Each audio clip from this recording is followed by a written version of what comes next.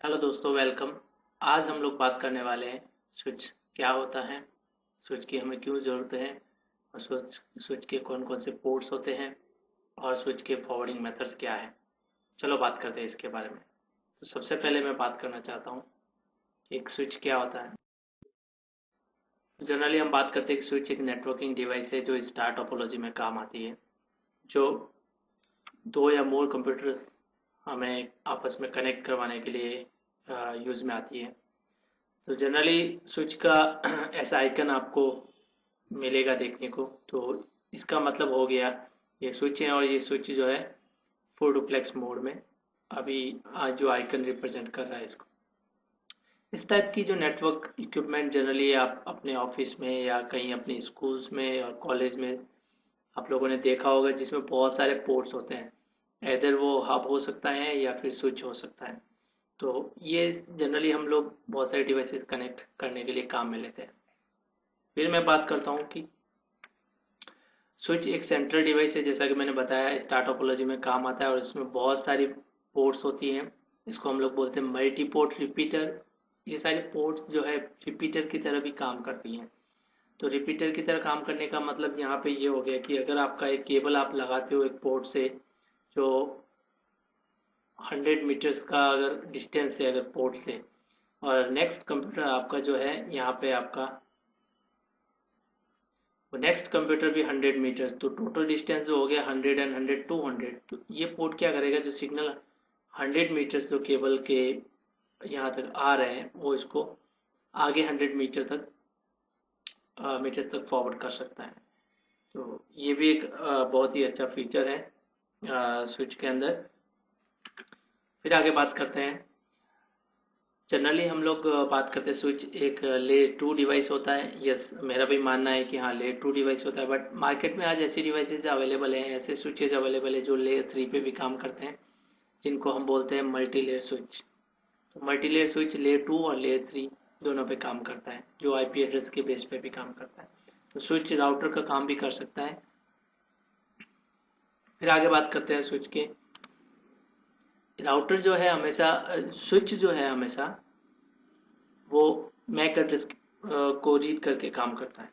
Mac address जो है 48 bits हमारे हर पीसी में रहता है, और स्विच जो है उसको रीड करता है और अपना पैकेट जो है दूसरी पोर्ट पे फॉरवर्ड करता है।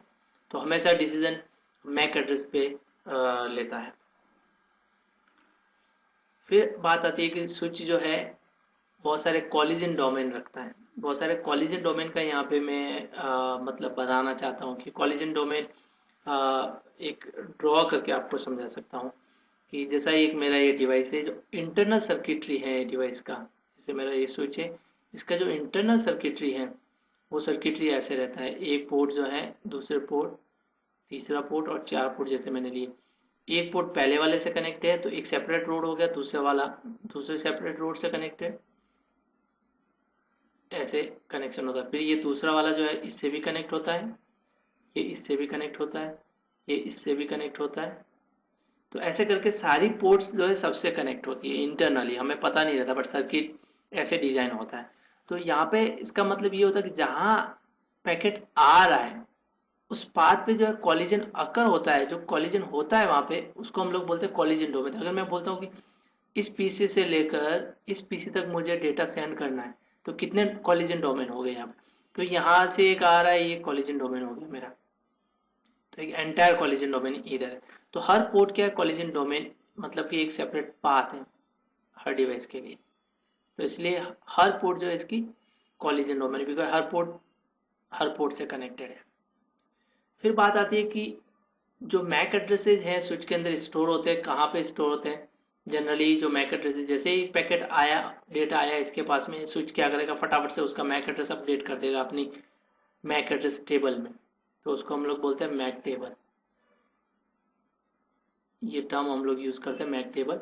और जो इसका जो टाइम ड्यूरेशन होता है मैक टेबल स्टोर करने का, बाय डिफॉल्ट जो होता है 300 सेकेंड्स। 300 seconds means 5 minutes. हर 5 मिनट में वो क्या करता है, जो भी मैक एड्रेसेस जो यूज में नहीं आ रहे उनको फ्लैश करता है, उनको हटा देता है अपने मैक एड्रेस टेबल से, ताकि दूसरे मैक एड्रेसेस के लिए स्पेस हो जाए। फिर रही बात हम लोग स्विच को क्यों यूज़ करते हैं। बहुत सारे रीजन है स्विच को यूज़ करने के लिए। सबसे पहला रीज़न तो यही है कि बहुत सारे पोर्ट्स होते हैं उसमें और बहुत सारे कंप्यूटर को कनेक्ट कर सकते हैं। दूसरा रीजन जो है, स्विच फुल डुप्लेक्स में भी काम करता है और हाफ डुप्लेक्स में भी काम करता है, वो भी एक अच्छा रीजन है। तीसरा रीजन मैं आपको बताना चाहता हूँ कि बहुत सारे कॉलिजन डोमेन होते हैं, तो कॉलिजन होना भी स्वाभाविक सी बात है वहाँ पर। तो अगर आपका स्विच फुल डुप्लेक्स मोड में है तो वहाँ पे कॉलिजन नहीं होगा। ये भी एक उसका एडवांटेज है कि अगर आप फुल डुप्लेक्स मोड वाला स्विच खरीदते हो वहाँ पे आपको कॉलिजन नहीं दिखेगा। फिर स्विच में भी अगेन कैटेगरीज आती है। ऐसे स्विचेज मार्केट में अवेलेबल है जिनको मैनेज कर सकते हैं और ऐसे स्विचेज भी अवेलेबल जिनको मैनेज नहीं कर सकते हैं। आप सिंपली पावर प्रोवाइड करो स्विच को और स्विच अपना काम शुरू कर देगा।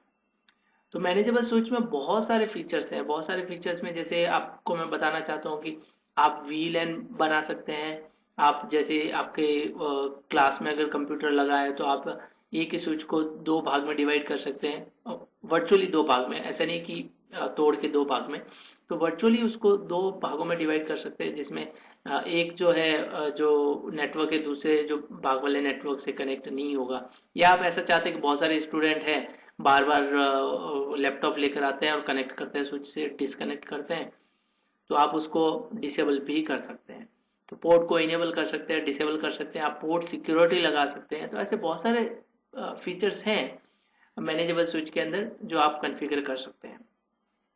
फिर बात आती है कि स्विच का जो डेटा प्रोसेसिंग जो स्पीड होता है वो बहुत ही फास्ट होता है, बिकॉज वो हार्डवेयर एसिक हार्डवेयर के कारण बहुत ही फास्ट उसका जो डेटा प्रोसेसिंग स्पीड है। इसको हम लोग बोलते हैं एप्लीकेशन स्पेसिफिक इंटीग्रेटेड चिप। ये चिप क्या करता है, मैक एड्रेसेस जो है मैक एड्रेसेस इमीडिएटली रीड कर लेता है और उस बेस पे डिसाइड कर लेता है इमीडिएटली। तो हार्डवेयर के अंदर भी एक सर्किट के ऊपर एक हार्डवेयर लगा हुआ है, मतलब एक चिप लगा हुआ है जो उसका काम ही यही है कि डेटा को फास्टली फॉरवर्ड करने का। तो इसलिए हम लोग बोलते हैं कि स्विच के अंदर जो डेटा फॉरवर्डिंग होता है वो हार्डवेयर में होता है, न कि सॉफ्टवेयर बेसिस पे होता है। फिर बात आती है कि operates in layer 2 and layer 3। जैसा कि मैंने बताया आपको, आप चाहते हो छोटा सा नेटवर्क है, आपको ज़्यादा राउटिंग का रिक्वायरमेंट नहीं है, तो आप लेयर 3 स्विच खरीद सकते हैं जिसमें राउटिंग फीचर्स भी होंगे और कुछ राउटिंग फीचर्स कुछ राउटर के फीचर्स। तो आपको लेयर 2 और लेयर 3 दोनों फंक्शंस एक ही डिवाइस के अंदर मिल जाएंगे। फिर बात आती है no data flooding every time. Generally क्या होता है कि जब मैं आगे बात करूंगा इसके बारे में स्विच कैसे काम करता है, तो स्विच जब भी पहली बार डेटा रिसीव करता है तो वो अपना सोर्स का जो मैक एड्रेस है उसको मैक टेबल में स्टोर कर लेता है। फिर डेस्टिनेशन के मैक एड्रेस को देखने के लिए वो मैक एड्रेस टेबल चेक करता है, बट मैक एड्रेस टेबल में अगर डेस्टिनेशन का मैक एड्रेस नहीं है तब स्विच क्या करेगा, सभी पोर्ट्स पे अपना पैकेट जो है वो फॉरवर्ड कर लेगा। तो जो फ्रेम आती है जिसको हम लोग यहाँ पे डिस्क्राइब कर सकते हैं, फ्रेम जो आती है उसको सभी पोर्ट पे सेंड करेगा। तो पहली बार होता है बट नेक्स्ट टाइम वो है नहीं होता है। फिर CAM table stores MAC addresses. यहाँ पे बहुत सारी लोगों को कंफ्यूजन रहता है कि ये कैम टेबल क्या है। कैम टेबल एक्चुअली बात करता हूँ कि कैम अंदर एक चिप रहता है, स्विच के अंदर चिप है, कंटेंट एड्रेसेबल मेमोरी। एक जो चिप है इसके अंदर जो है मैक एड्रेसेस स्टोर रहते हैं। तो कुछ लोग इसको कैम टेबल भी बोलते हैं, जो कैम चिप है उसको। तो टर्मिनोलॉजी अलग अलग आप यूज कर सकते हैं। तो हम लोग जनरली बोलते हैं मैक एड्रेस टेबल। जो मैक एड्रेस टेबल है वो कैम जो मेमोरी है उसमें स्टोर रहता है। तो आपको कंफ्यूज होने की बात नहीं है कि कैम टेबल और मैक टेबल दोनों में क्या डिफरेंसेस है, दोनों एक ही है। फिर मैं बात करता हूँ आगे। ये इंटेलिजेंट डिवाइस है और ये ऑटोमेटिकली क्या कर सकता है, लूप जो आपके नेटवर्क में बनता है उसको ऑटोमेटिकली स्टॉप कर सकता है और आपको ऐसा एक नेटवर्क प्रोवाइड कर सकता है जिसमें दो कनेक्शन ऐसे हो, एक कनेक्शन फेल हो जाए तो दूसरा कनेक्शन ऑटोमेटिक अप हो जाए। तो रिडंडेंसी प्रोवाइड करवा सकता है। तो ये ऐसे फीचर्स हैं स्विच के अंदर बहुत ही रियली इंटरेस्टिंग, जिसके अंदर कुछ प्रोटोकॉल इनबिल्ट होते हैं और प्रोटोकॉल के बेस पे वो लूप को डिटेक्ट कर लेता है और उसको स्टॉप भी कर सकता है। फिर मैं बात करना चाहता हूँ यहाँ पे नेक्स्ट पोर्ट्स कौन कौन से होते हैं स्विच के ऊपर। तो सबसे पहले एडमिनिस्ट्रेटिव पोर्ट होता है, जैसा कि एडमिनिस्ट्रेटिव पोर्ट टर्म जो हम लोग यूज़ कर रहे हैं यहाँ पे, इसका मतलब होता है कि मैनेजमेंट के लिए जो पोर्ट्स यूज़ में आती है उनको हम लोग एडमिनिस्ट्रेटिव पोर्ट बोलते हैं। तो मोस्ट कॉमनली जो जो पोर्ट्स होती है वो उसको हम लोग बोलते हैं कंसोल पोर्ट। फर्स्ट टाइम अगर आप स्विच को अगर एक्सेस करना चाहते हैं और उसको कॉन्फ़िगर करना चाहते हैं तो कंसोल, तो यहाँ पे आपको ऐसा देखो एक पोर्ट दिखा है ब्लू कलर का, ये कंसोल पोर्ट है। फिर रही बात दूसरी दूसरी बात है मेरे पास में लैन पोर्ट। ये जितनी भी पोर्ट्स यहाँ पे दिख रही है सारी पोर्ट्स लैन। अब लैन पोर्ट्स के अंदर आप 10 Mbps वाली देख सकते हैं, आप 100 Mbps वाली देख सकते हैं, गीगाबिट वाली देख सकते हैं। तो बहुत ही अलग अलग तरह की पोर्ट्स आप देख सकते हैं वहाँ पर। जनरली अभी के नेटवर्क में जो पॉपुलर है वो गीगाबिट वाली मोस्ट पॉपुलर हम लोग यहाँ पे देखते हैं। इसके अलावा आपको देखने को मिलेगा अपलिंक मिलेगा, बट इस डिवाइस में अपलिंक पोर्ट नहीं दी हुई है। अपलिंक पोर्ट जनरली हम लोग यूज़ करते हैं जैसे अपर डिवाइस कनेक्ट। यहाँ पे मेरा एक स्विच है, ये जो स्विच है अपने अपर स्विच से कनेक्ट है। जैसे ये मेरे पास में एक और स्विच है हाई कैटेगरी, इस स्विच के अंदर अलग से पोर्ट दी हुई अपलिंक, इधर भी अपलिंक पोर्ट दी हुई है। तो अभी मुझे इन दोनों को कनेक्ट करना है, आपस में स्विचेस को कनेक्ट करना है, तब यहाँ पे आप अपलिंक पोर्ट यूज कर सकते हो। आपको केवल यहाँ किसी इन पोर्ट्स पे लगाने की जरूरत नहीं है, डायरेक्टली अपलिंक यूज करो तो हमें पता रहेगा कि ये पोर्ट जो है दूसरे स्विच से कनेक्ट है। तो वो सिंपल डिजाइन के लिए उन्होंने ऐसा पोर्ट बनाया, बट आप किसी भी दूसरी पोर्ट पे कनेक्ट करके भी दो स्विचेस को जोड़ सकते हैं, ऐसा जरूरी नहीं कि आप अपलिंक ही यूज करें।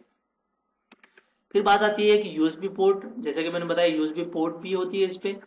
और यूएसबी पोर्ट अगेन आपका डेटा जो है यहाँ पे ये यूएसबी पोर्ट दी हुई है, डेटा आप स्टोर कर सकते हैं, आप डिवाइस को मैनेज भी कर सकते हैं। आजकल ऐसी यूएसबी पोर्ट भी आ गई कि आप यूएसबी पोर्ट से ही डिवाइस को एक्सेस कर सकते हैं, ऐसा भी फीचर स्विच के अंदर आ गया है।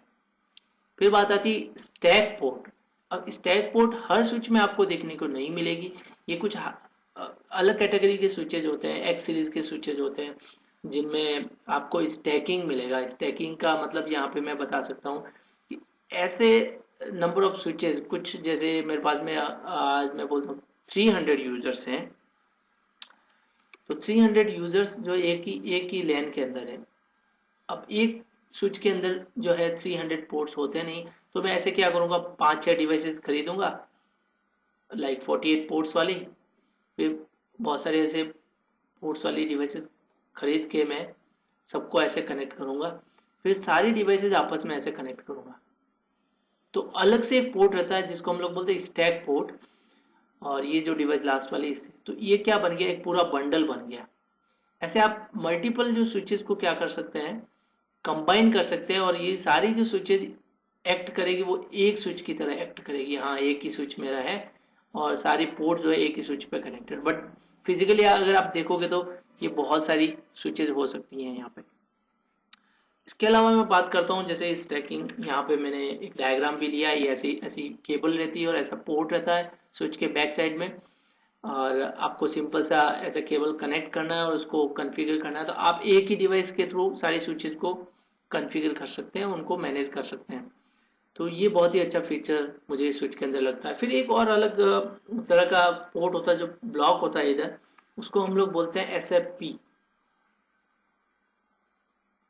SFP, ये जो SFP एक मॉड्यूल होता है, इसके अंदर जैसे मुझे अलग से पोर्ट लगानी है, जैसे मेरे पास में फाइबर एक केबल है, फाइबर का कनेक्शन है।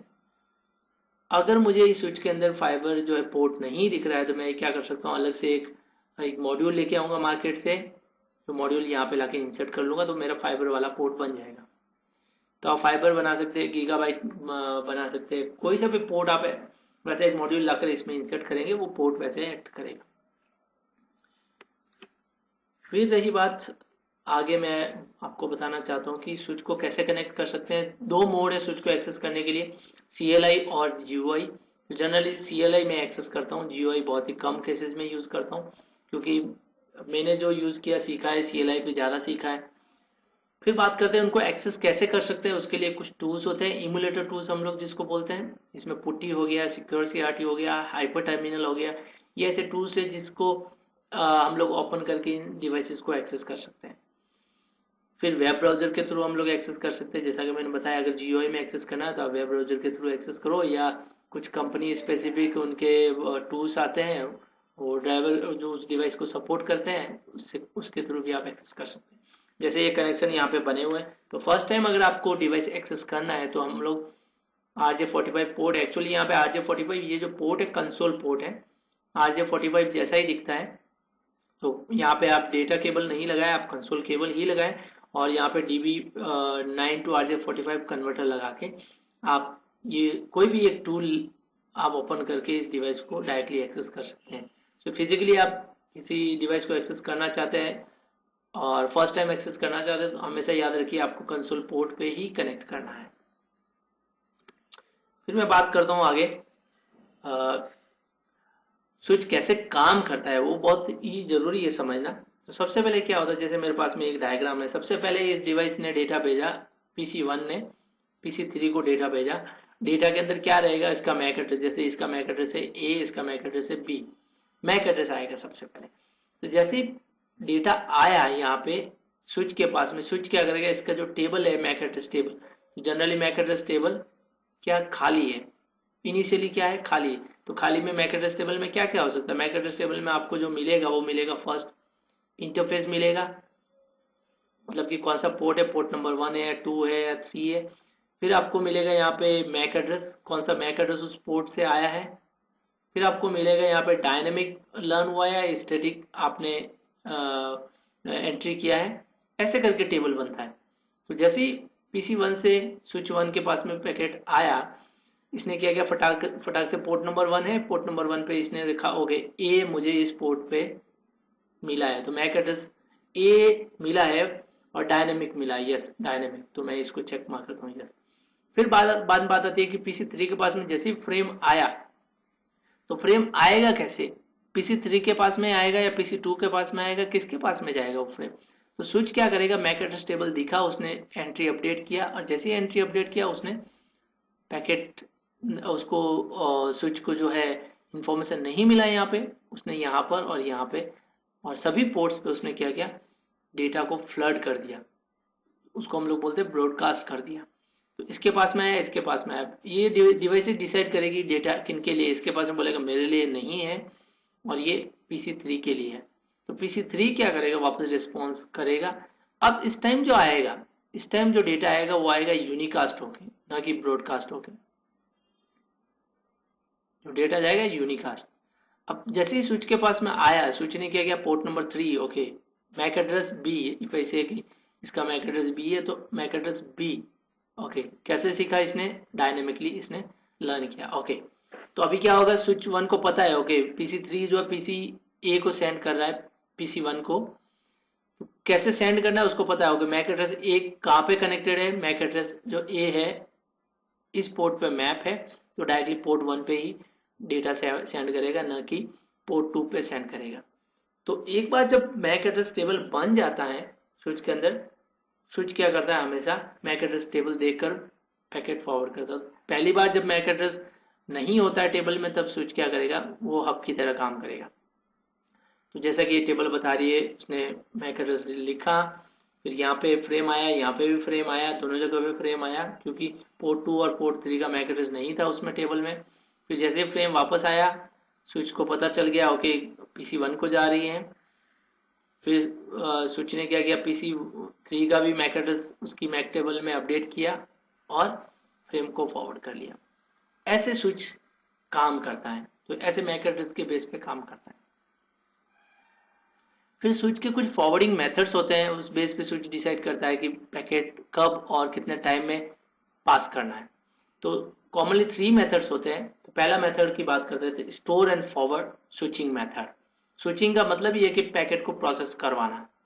तो store and forward switching method क्या करता है, पूरा जो फ्रेम आएगा, जैसे स्विच के अंदर एक फ्रेम आया यहाँ पे, पूरा उसको स्टोर करेगा बफर में, उसको चेक करेगा, एंटायरली उस जो फ्रेम को रीड करेगा, उस डेटा को रीड करेगा, और फिर अगर कुछ एरर है इसमें तो उसको डिस्कार्ड करेगा। तो इसमें क्या एरर चेक करता है जनरली, ये चेक करता है जो फ्रेम का साइज जो यहाँ पे 64 से लेकर 15 18, ये चेक करता है 64 से कम तो नहीं है फ्रेम का साइज, या फिर 1500 जो 1518 है 1518 उससे ज़्यादा तो नहीं है। अगर ऐसा कुछ होता तो वो क्या करेगा, एरर देगा और उसको काउंट नहीं करेगा, उसको डिस्कार्ड कर देगा। तो स्टोर एंड फॉरवर्ड में सबसे पहले फ्रेम आएगा, उसको स्टोर करेगा, उसको चेक करेगा फ्रेम का साइज और पूरा फ्रेम का हेडर एंड ट्रेलर रीड करके फ्रेम का डाटा चेक करके उसको फॉरवर्ड करेगा, अदरवाइज उसको डिस्कार्ड करेगा।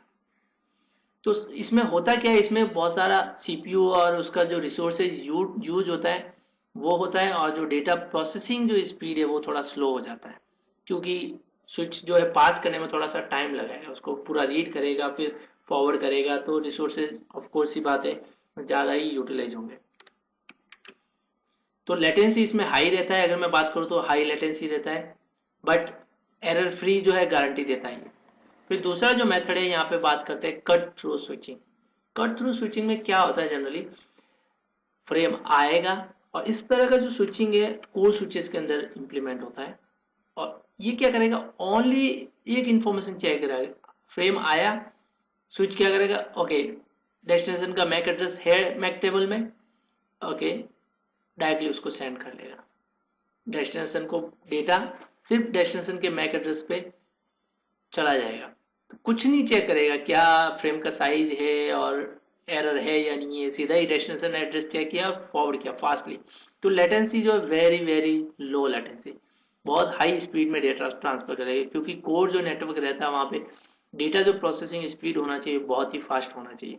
ऐसे पूरा अगर चेक करेगा फ्रेम सही नहीं है तो उसको डिस्कार्ड करो, फ्रेम को पूरा रीड करो, तो बहुत टाइम कंज्यूम करेगा और पूरा जो नेटवर्क का जो बैंडविड्थ स्पीड होगा बहुत स्लो होगा। फिर अगर मैं बात करूं, तीसरा है जो फ्रेगमेंट फ्री। फ्रेगमेंट फ्री जो है कॉमनली कट थ्रू स्विचिंग के थ्रू ही आता है, इसका थोड़ा सा एडवांस पार्ट आप बोल सकते हो इसको। इसमें क्या करता है, जो मोस्टली जो एरर जो फ्रेम के अंदर मिलता है, मोस्टली जो मिलता है 64 बाइट्स के अंदर, मोस्टली जो एरर मिलता है 64 फर्स्ट जो 64 बाइट्स होती है उसमें एरर मिलती है। तो ये क्या करेगा, 64 बाइट्स को जो है चेक करेगा, उसके बाद में उसको चेक नहीं करेगा, सीधे पैकेट को फॉरवर्ड कर लेगा। तो फ्रेगमेंट फ्री एक अच्छा मेथड है अगर समझा जाए तो, क्योंकि ये 64 बाइट्स चेक करता है, ना कि 6 बाइट चेक करके सेंड करता है। तो ये एरर फ्री का गारंटी भी देता है, और लेटेंसी भी नॉर्मल मीडियम आप बोल सकते हैं इसका, क्योंकि ये थोड़ा सा टाइम लेगा कंपेयर टू कट थ्रू। तो store and forward generally access switches के अंदर होता है। अगर आप आगे फर्दर स्टडी करोगे तो इसके बारे में सीखोगे। एक्सेस ये जो है कोर स्विचेस जहाँ पे वेरी बहुत सारा ह्यूज ट्रैफिक होता है, वहाँ पे कोर स्विचेस के अंदर ये कन्फिगर होता है। ये जनरली हम लोग अगेन डिस्ट्रीब्यूशन और एक्सेस लेयर की जो डिवाइसेज रहती है उसमें हम लोग ऐसे चेंज कर सकते हैं, और बाय डिफॉल्ट डिवाइसेज के अंदर आता है। तो ये स्विचिंग मेथड्स थे। मैं समझता हूँ आपको कुछ समझ में आया होगा। अगर आपके कोई कमेंट्स है प्लीज़ आप कमेंट कीजिए, अगर आपकी कोई क्वेरी है तो कमेंट कीजिए, और सब्सक्राइब करना, लाइक करना और शेयर करना ना भूलिए। Bye bye.